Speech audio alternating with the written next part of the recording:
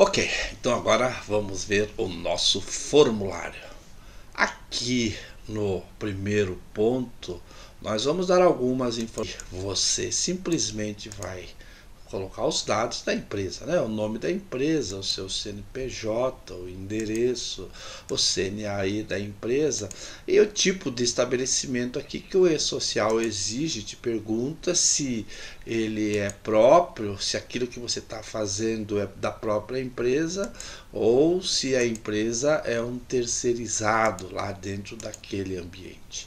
Então essas informações básicas aqui, aliás, eu até sugiro assim, que você consulte o contador e nós vamos por aqui no desenvolvimento. Se tiver necessidade de mais alguma informação, nós vamos criar aqui o campo específico, né? Vamos adiante aqui agora. O segundo ponto é o atendimento do evento S1060. Né?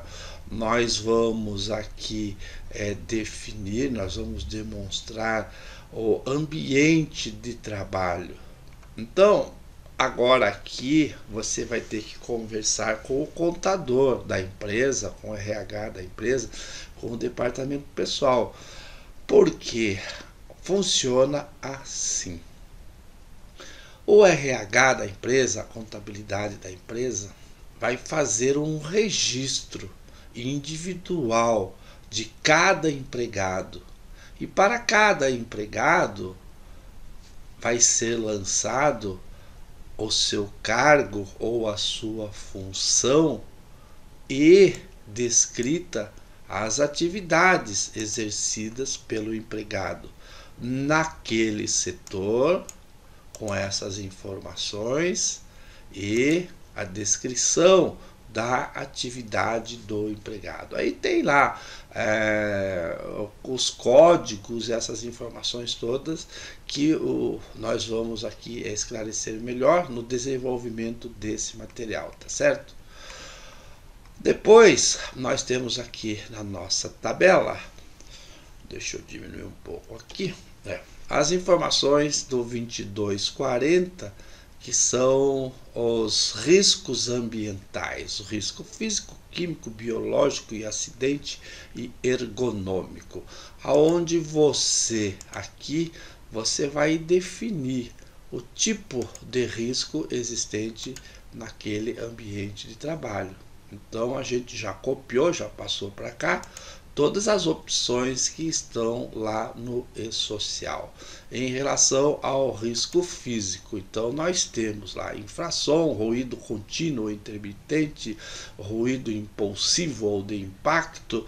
Agora é interessante aqui, você vai encontrar aqui relacionado a alguns tipos de risco físico que nós não temos lá na NR9, nós não temos lá no PPRA. Quando nós falamos lá no PPRA, por exemplo, em frio, né? Aqui nós temos estresse por frio. Lá na NR9 nós temos simplesmente frio. Quando nós falamos em calor, aonde é que está aqui, ó? Calor, radiação ionizante, ultrassom, campos magnéticos. Então, nós temos aqui uma relação de riscos que nem sempre estão lá na NR9, lá no PPRA. Logo aqui abaixo, você vai ter que definir se essa exposição é contínua e permanente, contínua e intermitente, ocasional ou eventual. Tá certo?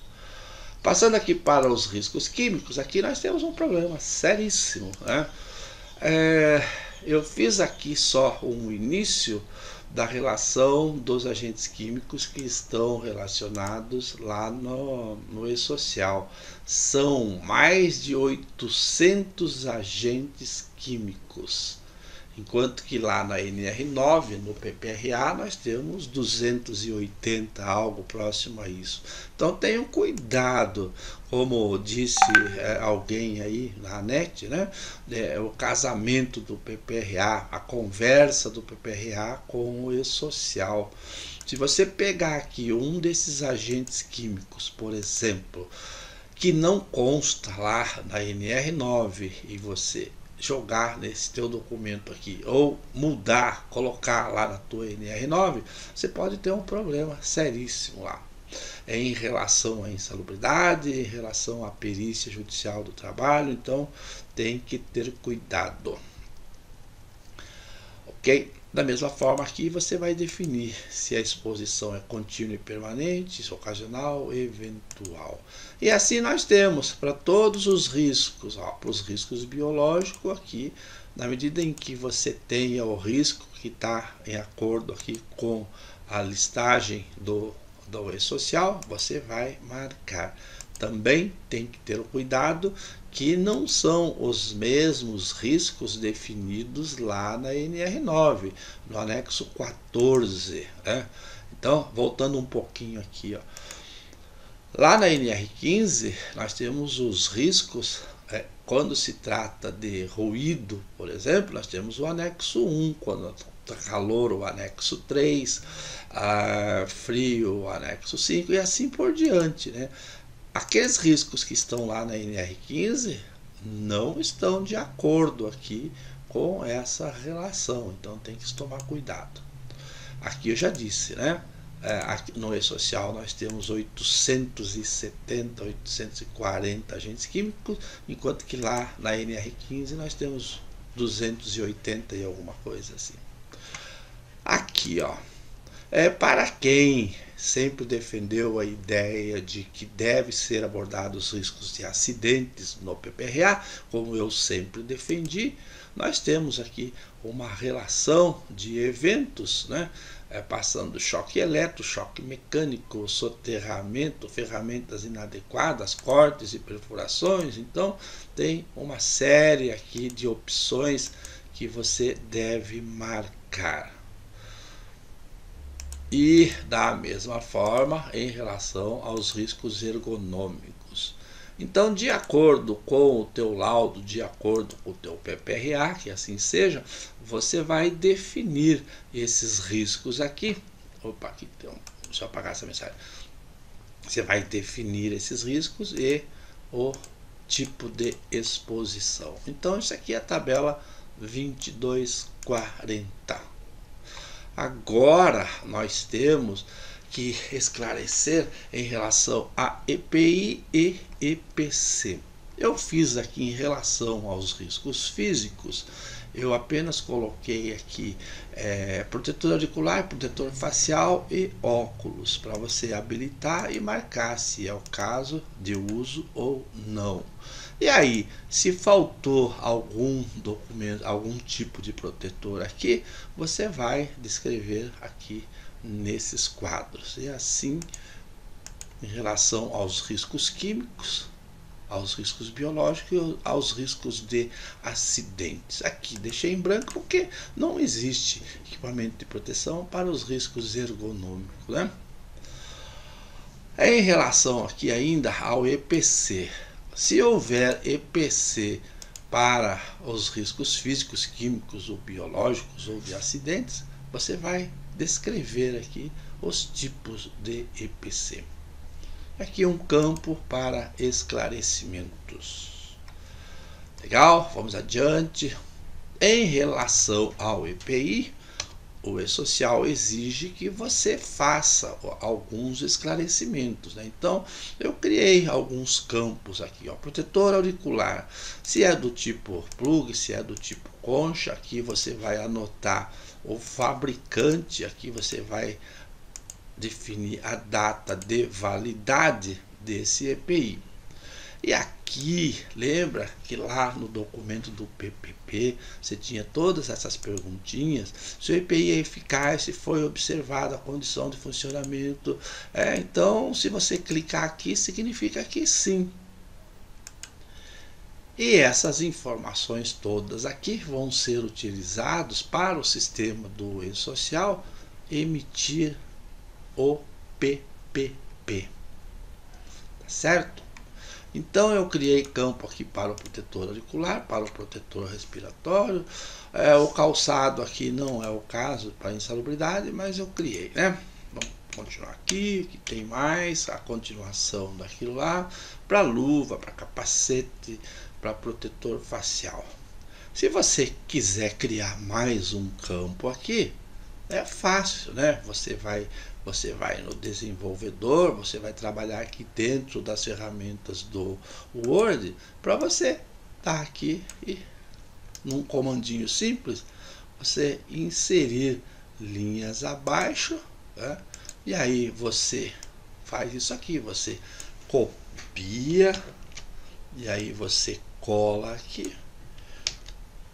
Ó, você cria aqui, ó, um outro campo, um outro quadro para um outro EPI qualquer, tá certo? Quem sabe trabalhar com o Word entendeu facilmente. Aqui continua a questão do EPI. Você fornecer aqui outros EPIs aqui. Então aqui, ó, eu disse que você pode fazer um Ctrl+C, Ctrl+V, mas aqui existe campo, né, para você definir o EPI, o modelo, o fabricante, a validade. A próxima questão, e essa aqui já é bem, a gente tem que tomar cuidado, é em relação à insalubridade. Para você informar essa questão da insalubridade no evento 2241, você terá que ter à sua disposição um laudo técnico ambiental. Eu posso ter aqui insalubridade por ruído, eu posso ter insalubridade também por radiação ionizante, eu posso ter uma situação de insalubridade por vibração, enfim. Aqui nós vamos definir a intensidade do ruído em decibel, calor em BUTG, vibração em metros por segundo ao quadrado e radiação em hertz, megahertz. Insalubridade em relação aos agentes químicos, ó, da mesma forma. Então, temos que tomar cuidado aqui quando você tratar dessa questão da insalubridade. Essa insalubridade aqui você só vai informar a existência dela se você tiver laudo ambiental que defina, né? Aqui nos riscos biológicos a mesma coisa, se tiver alguma condição de exposição que gera o direito ao adicional de insalubridade por riscos biológicos. Aqui você vai definir o tipo de exposição, se contínua, permanente, ou se não existe, você vai simplesmente aqui definir, não existe exposição a riscos físicos. Você vai definir aqui que não existe exposição a riscos químicos, então tem que definir que não existe.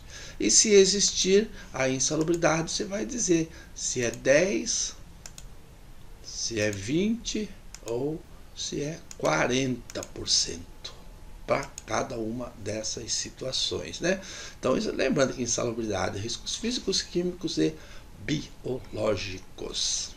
E aí depois a periculosidade é simples. Você também terá que ter um laudo, né, dizendo que existe a periculosidade por explosivo e aí definir aqui o tipo do risco. Inflamáveis. Claro que aqui, lá no E-Social, só traz a possibilidade assim genérica, inflamáveis, mas no laudo que você terá, no laudo de periculosidade, vai definir qual o tipo exato de inflamáveis, qual o tipo de exposição. E assim para a energia, para a eletricidade, para a radiação, para a vigilância e para motocondutor. Aqui você vai ter que identificar o profissional responsável pelo laudo, o nome dele, a profissão, se é médico, se é engenheiro de segurança do trabalho, o devido registro dele no CREA ou no CRM. A aposentadoria especial. Aqui a coisa também é um pouco mais complicado, porque os riscos da aposentadoria especial não são os mesmos riscos da NR9, não são os mesmos riscos da NR15. A portaria 3048 de 99, lá no seu quadro 4, tem definido quais são os riscos que ensejam direito à aposentadoria especial. Agora, da onde é que você vai tirar essas informações? Do laudo técnico, mais preciso, do laudo técnico das condições ambientais do trabalho, que é o nosso velho e bom conhecido LTCAT. O objetivo do LTCAT é exatamente fornecer essas informações para fins da aposentadoria especial. Então, no LTCAT vai ter definido lá o tipo do risco que dá esse direito, vai ter o tipo da exposição, né? Vai ter o tipo da exposição e vai definir se a aposentadoria é de 15, 20 ou 25 anos. No caso de ruído, ruído é 25 anos e a alíquota que tem que ser pago pela empresa de 6%. E assim a gente faz a mesma ideia, o mesmo pensamento, o mesmo raciocínio em relação aos riscos químicos ou aos riscos biológicos, conforme o tipo da profissão, da atividade, da empresa, do empregado. Então, para a aposentadoria especial, temos que ter um laudo técnico, assim como para a insalubridade e a periculosidade. Ok, agora sim, eu vou continuar o desenvolvimento e logo eu já tenho pronto aqui os treinamentos obrigatórios. Eu só vou verificar lá no e-social os códigos do evento, tá? Para a gente informar aqui os treinamentos obrigatórios lá da NR5, NR6, da NR12, da NR33, da 32, da 35, todos os treinamentos que são obrigatórios. Trabalho em altura, ambiente, recinto fechado, enfim, todos esses treinamentos que são necessários. Depois aqui no final, a gente tem que definir, isso você vai enviar para o contador, quem é que está elaborando essa documentação. Se você é engenheiro, se é técnico, tecnólogo, médico, enfermeiro. E esse é o nosso documento que eu estou trabalhando e peço a ajuda de vocês para dar uma melhorada nisso aqui, para a gente logo entregar para os nossos colegas aí, os técnicos de segurança, os engenheiros, esse material para facilitar a sua vida. E tudo gratuito, sem custo nenhum, né? Um presente de Natal antecipado aí para os nossos colegas. E a minha ideia é, em breve, colocar isso aqui num sistema lá na web, num sistema eletrônico, onde vai ser tudo automatizado. Você preenche aqui, você vai dar um link e uma senha lá para o contador e ele vai acessar e vai ter todas essas informações aqui, tá certo? Obrigado, espero que tenha sido útil para você e conto com a sua ajuda para a gente melhorar isso aqui, tá certo? Um abração a todos. Tchau.